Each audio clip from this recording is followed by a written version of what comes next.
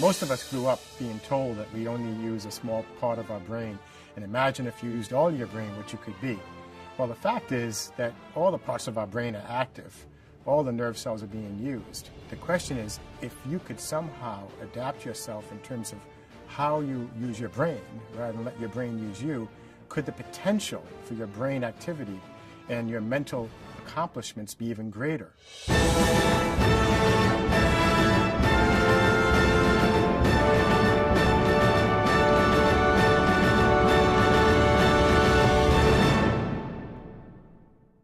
So, Rudy, most people think that their brain is in charge of them, and we totally differ here. We say we are in charge of our brain, and you make the point in the book very clearly, right up front, that you are not your brain. What do you mean by that?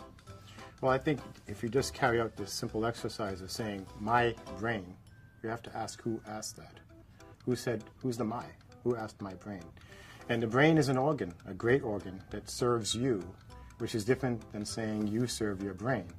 As soon as we identify with the activities of our brain, thoughts and feelings, then we are no longer in charge of ourselves. We are just serving the functions of an organ. It's similar to saying when you're hungry and your stomach's telling you to eat, that I'm my stomach. It doesn't make any sense.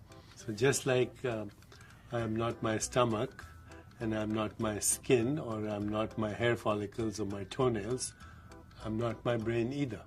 That gives me influence over the form and structure of the brain.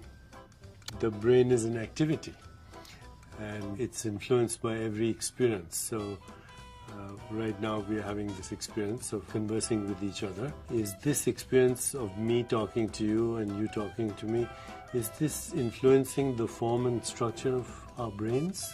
The brain is wired always in a plastic way. Plastic meaning it's adaptable, it's malleable, it's flexible. There's no hard wiring, so to speak. Yet there are certain pathways that need to be hardwired so that you can, breathe and swallow your food. But for the most part, when you have a new experience, you are changing your neural network of your brain at various levels. You're changing the neurochemistry. What type of chemicals are being made in the brain that are being shunted between nerve cells to create electrochemical signals to create memories, learning experiences. Okay, so now as we're having this conversation, which is a bit of a reflective, intellectual conversation, our frontal cortex is getting activated, our cortical brain, right? So on one hand, I'm excited to speak about it.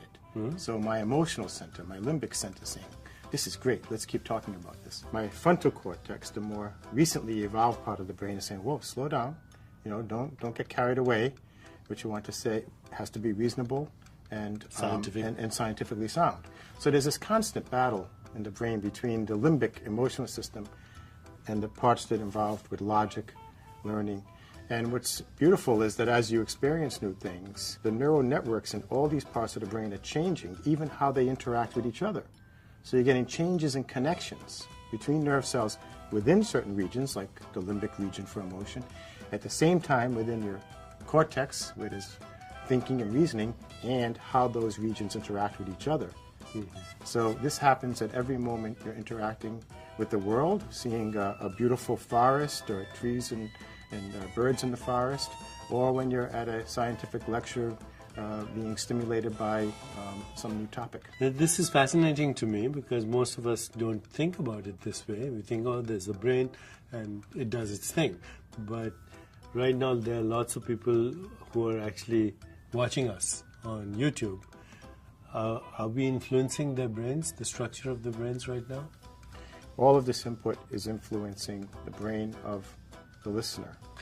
So the listener's brain is being influenced by our conversation, and certain parts are being activated, neural networks, and that activation requires the manufacture of proteins. So that requires certain genes to be activated.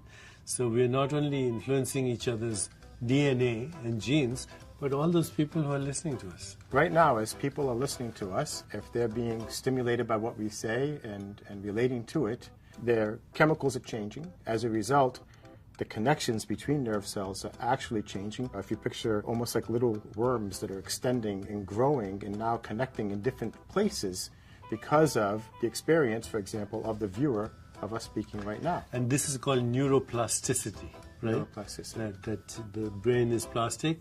The form of and structure of the brain can be influenced by every experience, including a conversation.